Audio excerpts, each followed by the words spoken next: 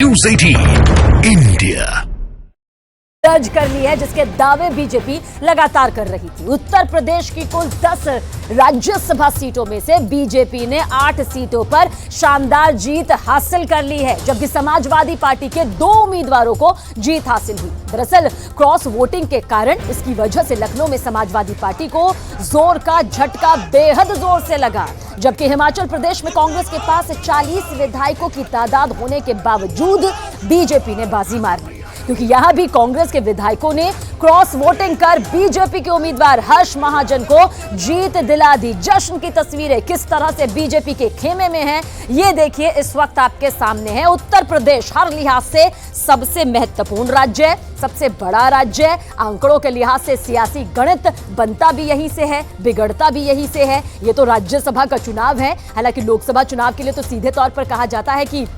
यहीं से दिल्ली तक का सफर भी तय होता है।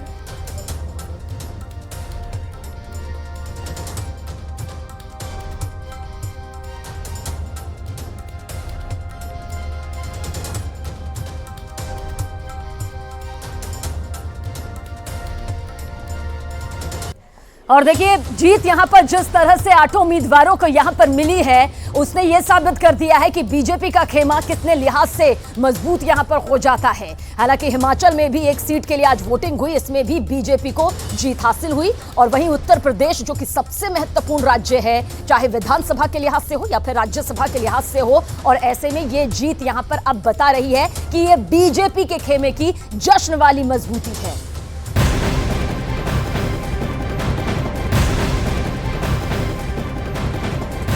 और उत्तर प्रदेश में तमाम सियासी उलटफेर के बीच बीजेपी 8 सीटों पर अपने उम्मीदवार को जिताने में कामयाब रही। समाजवादी पार्टी के विधायकों की क्रॉस वोटिंग के चलते बीजेपी के 8 उम्मीदवारों ने यह जीत हासिल की है। बीजेपी के जिन उम्मीदवारों ने जीत हासिल की है उसमें आरपीएन सिंह, चौधरी तेजवीर सिंह, साथ ही अमरपाल मौर्य, संगीता बलवंत, सुधांशु त्रिवेदी, साधना सिंह, नवीन सिंह और संजय सेठ का नाम शामिल है। जबकि समाजवादी पार्टी के 2 उम्मीदवार जया बच्चन और रामजी लाल सुमन को जीत हासिल हुई है। तो 10 सीटों के लिए यह मतदान हुआ, जिसमें बाजी बीजेपी ने मारी।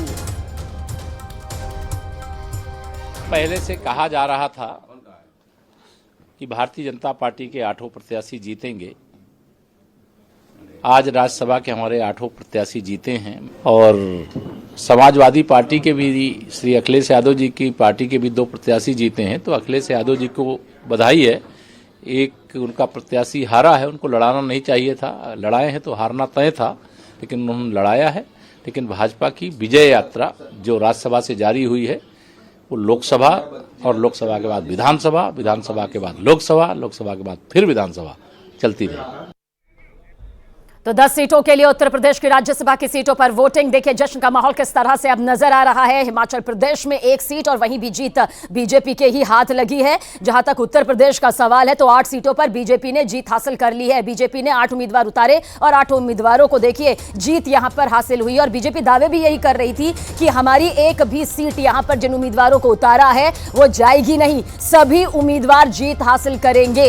क्रॉस वोटिंग जिसे लेकर समाजवादी पार्टी, खासतौर से अखिलेश यादव खुद जो कि एसपी के मुखिया हैं, वो भी बार बार आरोप तो लगा रहे हैं, लेकिन जीत यहां पर है। सुधांशु त्रिवेदी जीत हासिल की, आरपीएन सिंह जीत हासिल की, अमरपाल मौर्य, तेजवीर सिंह, नवीन जैन, साधना सिंह, संगीता बलवंत, संजय सेठ, ये वो नाम है जिन्होंने बीजेपी की तरफ से ये जीत हासिल की है। बीजेपी ने ये दाव यहां पर चला था। वहीं पर जया बच्चन को जीत हासिल हुई है और रामजी लाल सुमन को भी जीत हासिल हुई है। लेकिन इसके अलावा आलोक रंजन भी एसपी की तरफ से मैदान में थे, उन्हें यहां पर हार का सामना करना पड़ा है। तो उत्तर प्रदेश की 8 सीटों पर बीजेपी ने यह जीत हासिल कर ली है। यह राज्यसभा का वो सियासी रण है जिस पर नजरें टिकी हुई थी, बरकरार थी, क्योंकि इसके बाद अब लोकसभा चुनाव है। यह नब्ज यहां पर बताते हैं। और आइए आपको बता रहे हैं कि किस तरह से ये पूरी तस्वीर यहां पर नजर आ रही है। दरअसल हार जीत की ये तस्वीर है, ये वो नाम है जिन्हें बीजेपी ने अपने उम्मीदवार के तौर पर उतारा था। जीत हासिल हुई है सुधांशु त्रिवेदी को, जीत हासिल हुई है आरपीएन सिंह को, जीत हासिल हुई है अमरपाल मौर्य को, वहीं पर तेजवीर सिंह, इन्हें भी जीत हासिल हुई है। 8 वो कैंडिडेट है जिन्हें उतारा गया था, जिसे लेकर दावे किए जा रहे थे। संजय सेठ, संगीता बलवंत, साधना सिंह, नवीन जैन नाम यहां पर है। वहीं पर जो हार गए समाजवादी पार्टी के एक नाम यानी कि आलोक रंजन और साथ ही दो नाम जया बच्चन और रामजीलाल सुमन, इन्हें जीत यहां पर हासिल हुई है समाजवादी पार्टी की तरफ से। अमित हमारे सहयोगी हमारे साथ बने हुए हैं। अमित, रुख आपकी तरफ करेंगे। सीधी तस्वीर यहां पर साफ तौर पर अब दिखाई दे रही है और अब आप देखिए जिस तरह से दावे यहां पर कर रही थी बीजेपी, दावा 100% सच साबित हुआ। नतीजे अपने आप में बोल रहे हैं। जी बिल्कुल सवीना, जो दावे थे बीजेपी का, जो बॉडी लैंग्वेज बीजेपी के नेताओं की दिख रही थी सुबह से ही, और सुबह से ही नहीं बीते कल डिनर के बाद से जो बॉडी लैंग्वेज दिख रहा था, जाहिर तौर पर लग रहा था कि जो बीजेपी के 8 उम्मीदवार हैं वो जीतेंगे और वो नतीजा वही आया। काउंटिंग हुई, काउंटिंग के बाद अब से कुछ देर पहले जो है बीजेपी के 8 उम्मीदवार जीत चुके हैं। इस वक्त विधानसभा के अंदर मुख्यमंत्री योगी आदित्यनाथ पहुंचे हैं। जाहिर तौर पर सब उत्साहित है, सब फूलों मालों के साथ वहां पर उनके समर्थक वहां पर पहुंचे हुए, लेकिन ये जीत हासिल कैसे हुई? क्योंकि बीजेपी का जो 8वां उम्मीदवार था उसको 8 वोट उसके लिए कम पड़ रहे थे। एक सीट के लिए 37 वोटों की आवश्यकता होती है, तो वही जो 8वां उम्मीदवार बीजेपी का था उसके लिए 8 वोट कम पड़ रहे थे। सबसे पहले अगर हम देखें तो आलोक रंजन की जो हार हुई है, आलोक रंजन को कुल मिले हैं 19 वोट, और वहीं दूसरी तरफ प्रथम वरीयता की काउंटिंग में जो संजय सेठ हैं उन्हें मिले हैं 29 वोट। दोनों का फासला जो है वो 10 वोटों का है। लिहाजा देखा जाए तो प्रथम वरीयता में ही संजय सेठ की जीत हासिल हो गई।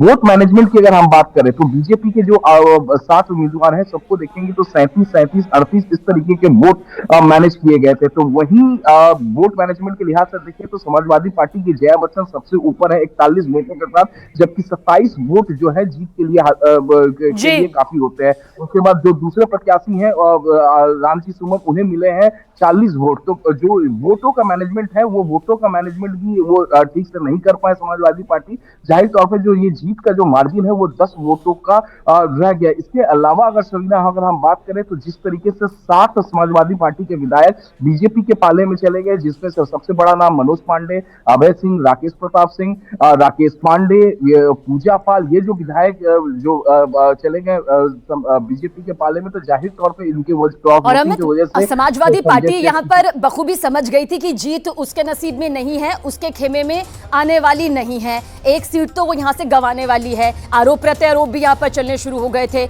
वहीं पर दूसरी बड़ी खबर आप समझ लीजिए हिमाचल प्रदेश की, क्योंकि यहां पर एक सीट जीत गई बीजेपी और साथ ही साथ अब मौजूदा सत्ता के लिए महासंकट आ गया है। हिमाचल प्रदेश की एक राज्यसभा सीट पर जो मतदान हुआ उसका नतीजा सामने आया। बीजेपी के उम्मीदवार हर्ष महाजन ने कांग्रेस के उम्मीदवार अभिषेक मनु सिंघवी के खिलाफ यहां पर जीत हासिल की। बीजेपी और कांग्रेस दोनों के उम्मीदवारों को 34 विधायकों के वोट हासिल हुए, जिसके बाद लॉटरी से हार जीत का यहां पर फैसला किया गया और साथ ही पर्ची के आधार पर आखिरी फैसला हुआ। खुद जयराम ठाकुर की तरफ से बताया गया राज्यसभा चुनाव में कांग्रेस को 6 वोट यहां पर कम मिले हैं। ये भी आप तक पहुंचा दे, एसपी के जया बच्चन को 41 वोट यहां पर पड़े। ये उत्तर प्रदेश का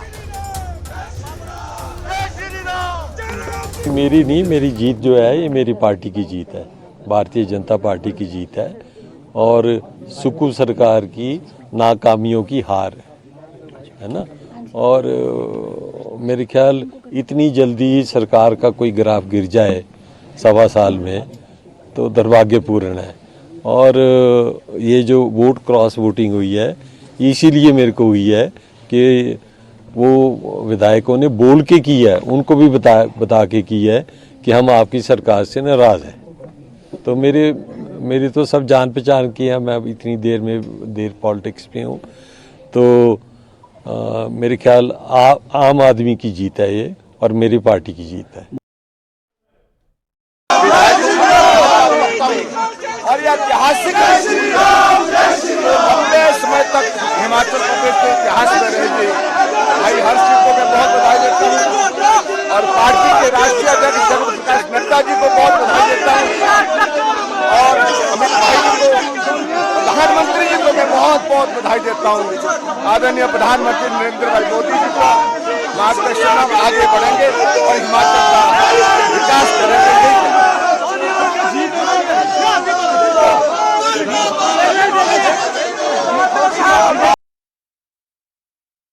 शाम तक कस्में जो लोग खाते थे, सुबह तक फिर कस्में खाते रहे और जब अपना ईमान ही बेच दिया।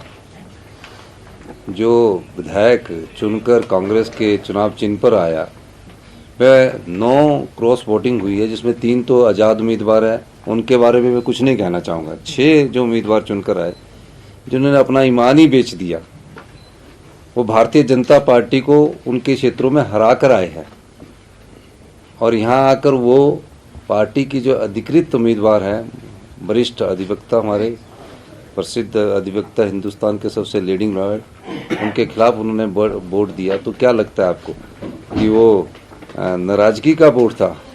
वो तो एक ही चीज़ का वोट होता है जिसकी जानकारी आपको मेरे से ज़्यादा होगी, जिस प्रकार की आप जानकारी रखते हैं। अब वो हिमाचल की संस्कृति में ऐसा नहीं था। हिमाचल की संस्कृति में जो जिस पार्टी से चुनकर आता था उसमें विरोधाभास रहता ही है, लेकिन जब वो चुनकर आए तो उन्होंने अपना वोट को बदला है, अपने ईमान को बेचा है।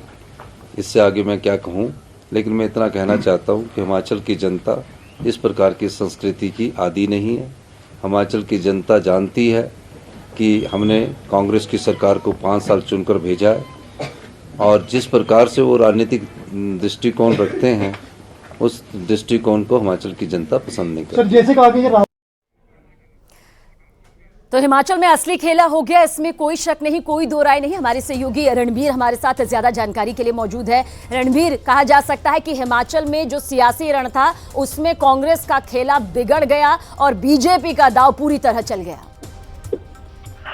जी हाँ, बिल्कुल। अभी तो ये हो गया है, लेकिन पिक्चर अभी कल के लिए बाकी है। हालांकि भाजपा ये कह रही है कि कांग्रेस को जो है नैतिकता के आधार पर इस्तीफा दे देना चाहिए। अभी भाजपा का इरादा नहीं है कि वो अविश्वास प्रस्ताव लाए या फिर राज्यपाल के पास जाकर जो है सरकार बनाने का दावा पेश करे। लेकिन इस सब के बीच ये जो पूरा घटनाक्रम हुआ है, इसको लेकर भाजपा के जो विधायक हैं सुबह 8:30 बजे राजभवन जाए, राज्यपाल से मुलाकात करेंगे। बात होती है ये, इसका थोड़ा इंतजार करना होगा। लेकिन यहाँ पर कल देखिए कांग्रेस के सामने मुश्किल ये है कि कल अगर कट मोशन थे और बिल्कुल कांग्रेस के सामने अभी मुश्किलों की चुनौती है। अब पहाड़ों के बीच यहाँ पर कांग्रेस के सामने पहाड़ जैसी चुनौती है, इसमें कोई दो राय नहीं। वहीं पर कांग्रेस उम्मीदवार अभिषेक मनु सिंघवी ने अपनी हार पर कहा कि पार्टी में भीतर घात हुआ है, लेकिन कांग्रेस नेता राजेंद्र राणा ने क्या कुछ कहा वो भी सुनना जरूरी है। क्या कहेंगे, ये सियासी संकट है हिमाचल के लिए?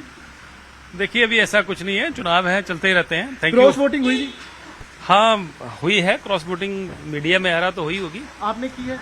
देखिए, अब भाजपा कब ज्वाइन कर रहे हैं? भाजपा कब वोट किसको डाला है किसको नहीं डाला ये सीक्रेट होता है, कभी नहीं बताया जाता है। अब भाजपा कब ज्वाइन कर रहे हैं?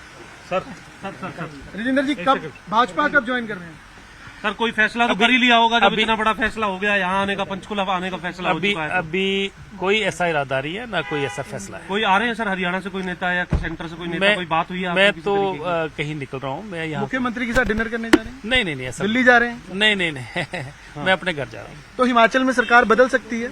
ऐसा कुछ नहीं है। कांग्रेस की सरकार बरकरार रहेगी? कल सर बजट के समय आप रहेंगे मौजूद सदन के? बिल्कुल, सेशन में जाएंगे, हम लोग जाएंगे। सभी लोग कांग्रेस की सरकार कांग्रेस की बरकरार रहेगी हिमाचल में? बिल्कुल, अभी ऐसा कुछ नहीं है। धन्यवाद, थैंक यू। देखिए, सीधे तौर पर 9 विधायकों का बदलना दुर्भाग्यपूर्ण। अभिषेक मनु सिंघवी ने भी पहुंचा और खासतौर से पंचकुला से जिस तरह से पंच करने वाली तस्वीर यहां पर सियासी तौर पर आई, उसने भी बहुत बड़ी हलचल यहां पर इस खेमे में पैदा कर दी।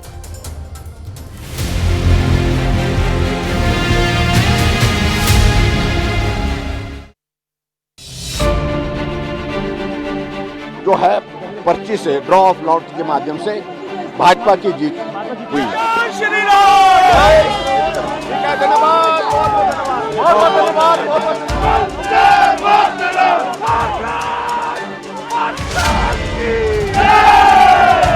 पलट के आऊंगा शाखों पे खुशबू लेकर, पलट के आऊंगा शाखों में खुशबू लेकर, खिजा की जद हूं मैं, मौसम जरा बदलने दो। राज्यसभा के चुनाव में भारतीय जनता पार्टी ने सब कुछ किया है वोट लेने के लिए। कार्रवाई निश्चित होगी, क्योंकि पार्टी के जितने भी हमारे साथी हैं उनका मानना है कि ऐसे लोगों को दूर कर दीजिए। This is a decisive victory, as I said in the morning, for democracy. This is a decisive victory for India.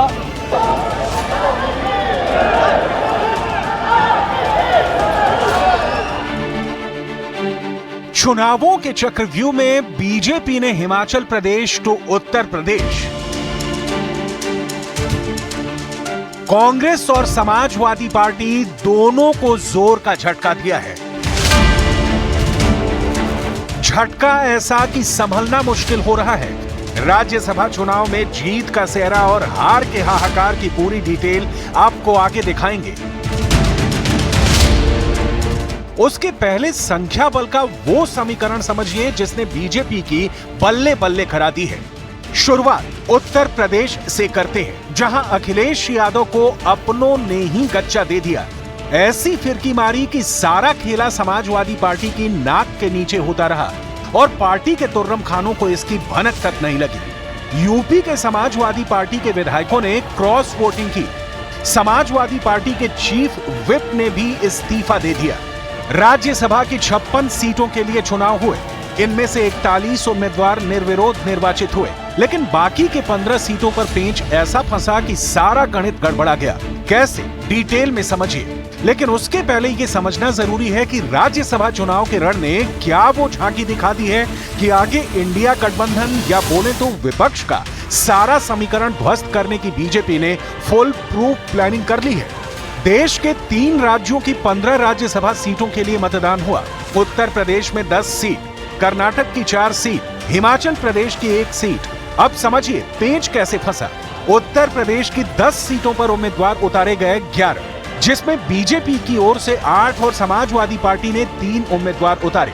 Uttar Pradesh विधानसभा में इस वक्त विधायकों का जो गणित है, उसके मुताबिक बीजेपी के पास 252 सीटें हैं। बीजेपी की सहयोगी अपना दल एस के पास 13, निषाद पार्टी के पास 6, आरएलडी के 9 विधायक, एसबी-एसपी के 5, जनसत्ता पार्टी लो के पास 2, तो कुल विधायकों की संख्या हुई 287। अब जीत के लिए संख्या की जरूरत है 296, यानी 9 विधायक कम। राजनीति में है तो आरोप लगेंगे। हम जनता के लिए चुन के आए हैं और जिस भगवान रूपी जनता ने हमें चुना है उसके लिए केवल हमें सोचना है। समीकरण यहीं से सेट होने शुरू हो गए। बीजेपी की बैटिंग का असर अखिलेश यादव के डिनर टेबल तक पर दिखा, जब उनके ही 7 से 8 विधायक नेताजी के बुलावे पर खीर खाने नहीं पहुंचे। अब यही विपक्ष का समीकरण समझ लीजिए। समाजवादी पार्टी के पास 106 विधायक हैं और कांग्रेस के 2 विधायकों को मिला दें तो ये संख्या हो जाती है 8। लेकिन जिन 3 सीटों पर समाजवादी पार्टी को जीत चाहिए, उसके लिए विधायक चाहिए 111, यानी 3 कम पड़ गए। जब हार हो जाए तो उसमें बहाना क्या निकल सकता है, तो आरोप लगा दो ऐसे। तो ये तो अखिलेश यादव जी की पुरानी आदत है। चुनाव हार जाए तो ईवीएम खराब है, जीत जाए तो भाजपा की मतलब पूरी तरह से लोकप्रियता घट गई है, अखिलेश यादव जी की लोकप्रियता घट गई है। लेकिन ये 3 वोट की बात तो फिलहाल जाने दीजिए। आलम यह है कि पार्टी के मुख्य सचेतक यानी चीफ व्हिप समेत 9 विधायक बागी हो गए। उन्होंने बीजेपी के पक्ष में वोट दिया। चीफ व्हिप को मुख्य सचेतक कहते हैं और इनकी जिम्मेदारी होती है व्हिप जारी करना। मनोज पांडे के बाद तस्वीर आई समाजवादी पार्टी के विधायक अभय सिंह की। अभय सिंह ने फेसबुक पर राम मंदिर की तस्वीर के साथ लिखा जय श्री राम, और फिर धीरे धीरे बागियों की लिस्ट सामने आ गई, जिसमें मनोज पांडे, अभय सिंह, राकेश प्रताप सिंह, राकेश पांडे, विनोद चतुर्वेदी, पूजा पाल, आशुतोष मौर्य। समाजवादी पार्टी देखती रह गई और उनके ही विधायकों ने पार्टी की राज्यसभा चुनाव में नैया डुबो दी। अब जरा हिमाचल प्रदेश का हाल देखिए, जहां राज्यसभा की सिर्फ 1 सीट के लिए वोटिंग हुई, लेकिन राज्य की कांग्रेस सरकार खतरे में पड़ गई। हिमाचल प्रदेश में भी बीजेपी ने उम्मीदवार उतार दिया। वहां की 1 सीट पर कांग्रेस के अभिषेक मनु सिंघवी के सामने बीजेपी के हर्ष महाजन है, लेकिन 68 विधायकों वाली विधानसभा में एक उम्मीदवार को 35 वोट चाहिए। कांग्रेस के पास 40 विधायक हैं, बीजेपी के पास 25 विधायक हैं।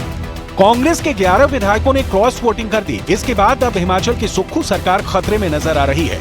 हिमाचल प्रदेश में कांग्रेस की पूर्ण बहुमत की सरकार है, लेकिन क्रॉस वोटिंग के कारण सुक्खू सरकार संकट में फंस सकती है, क्योंकि इससे सवाल खड़ा होता है कि क्या सुक्खू सरकार अल्पमत में आ गई है। इसका जवाब सिर्फ सियासी संभावना के अखाड़े में ही है। क्या होगा कह पाना मुश्किल है। जो बैलेट पेपर की काउंटिंग हुई है उसमें बराबरी रही है और उसके बाद जो है पर्ची से ड्रॉ ऑफ लॉट्स के माध्यम से भाजपा की जीत हुई है। कांग्रेस की सरकार में कांग्रेस के विधायक इस प्रकार से अगर चले जाएं कांग्रेस छोड़ करके, और ये 6 नहीं है और भी बहुत सारे आ रहे हैं, नैतिकता के आधार पर मुख्यमंत्री को त्यागपत्र देना चाहिए। लेकिन कर्नाटक में राज्यसभा चुनाव का आलम कैसा रहा वो देखिए। कर्नाटक में राज्यसभा की 4 सीटों के लिए वोटिंग हुई, लेकिन यहाँ उम्मीदवार मैदान में हैं 5। एक उम्मीदवार को 45 वोट की जरूरत है।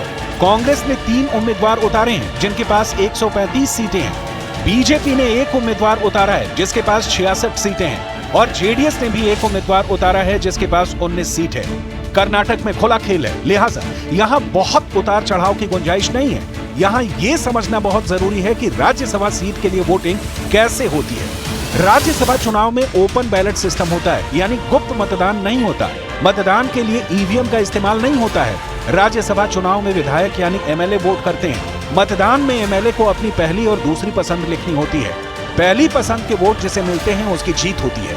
हिमाचल प्रदेश सरकार का क्या होगा, या उत्तर प्रदेश में अखिलेश यादव को मिले झटके से पार्टी कैसे उभरेगी, पिक्चर अभी क्लियर नहीं है। फिलहाल सिर्फ ये दिख रहा है कि बीजेपी ने सियासी बागडोर जिस तरीके से थाम रखी है उसमें बड़े से बड़े विपक्षी सूरमा भी पटखनी खा रहे हैं।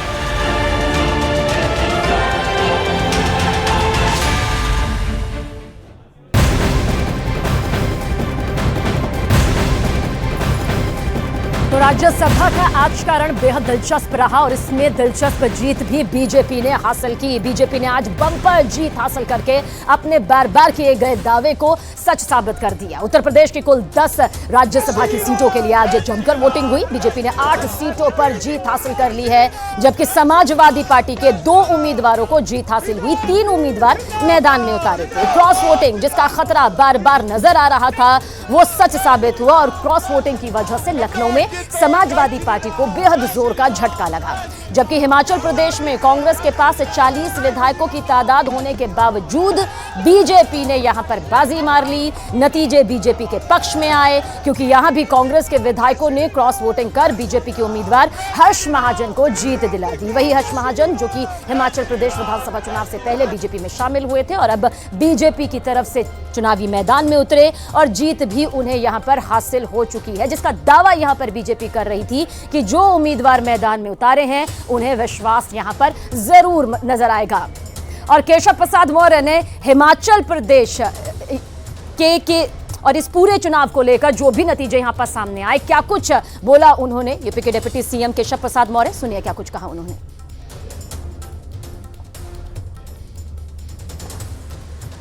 पहले से कहा जा रहा था कि भारतीय जनता पार्टी के 8 प्रत्याशी जीतेंगे। आज राज्यसभा के हमारे 8 प्रत्याशी जीते हैं और समाजवादी पार्टी के भी श्री अखिलेश यादव जी की पार्टी के भी 2 प्रत्याशी जीते हैं। तो अखिलेश यादव जी को बधाई है। एक उनका प्रत्याशी हारा है, उनको लड़ाना नहीं चाहिए था, लड़ाए हैं तो हारना तय था, लेकिन उन्होंने लड़ाया है। लेकिन भाजपा की विजय यात्रा जो राज्यसभा से जारी हुई है वो लोकसभा और लोकसभा के बाद विधानसभा, विधानसभा के बाद लोकसभा, लोकसभा के बाद फिर विधानसभा चलती रही।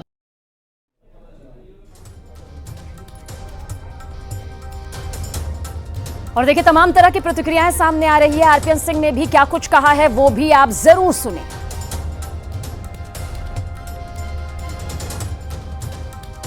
ये मेरी जीत नहीं है, भारतीय जनता पार्टी की जीत है। हमारे 8 राज्यसभा के सांसद जीते हैं।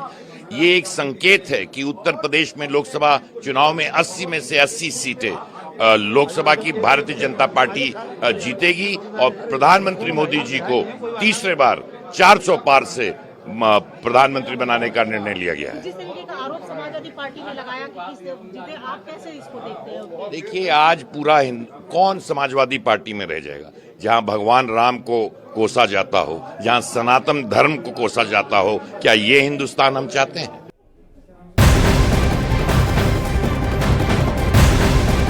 और इस वक्त की बड़ी खबर आप तक पहुंचा दे, कर्नाटक से जुड़ी हुई। आज वहां पर भी राज्यसभा चुनाव थे, लेकिन इसमें जीत के बाद पाकिस्तान समर्थक नारे लगे हैं, जिसे लेकर अमित मालवीय ने ट्वीट कर दावा किया है, बहुत बड़ा दावा किया है कि कांग्रेस उम्मीदवार नासिर हुसैन की जीत के बाद ये दावे लगे हैं, इसी जीत पर ये दावे लगे हैं। राज्यसभा चुनाव जिसके लिए वोटिंग आज 3 राज्यों की 15 सीटों पर थी, जिनमें से कर्नाटक की 4 सीटों में से 5 उम्मीदवार मैदान में थे। पाकिस्तान समर्थक नारे लगने का बहुत बड़ा दावा किया है। अमित मालविया ने ट्वीट करके ये दावा किया है कि कांग्रेस उम्मीदवार नासिर हुसैन की जीत जैसे ही हुई तो उसके बाद पाकिस्तान समर्थक जो नारे हैं वो यहाँ पर शुरू हो गए हैं। पाकिस्तान समर्थक नारे लगने का ये दावा अपने आप में बेहद गंभीर भी है, चिंताजनक भी है, जिसे लेकर ट्वीट किया गया।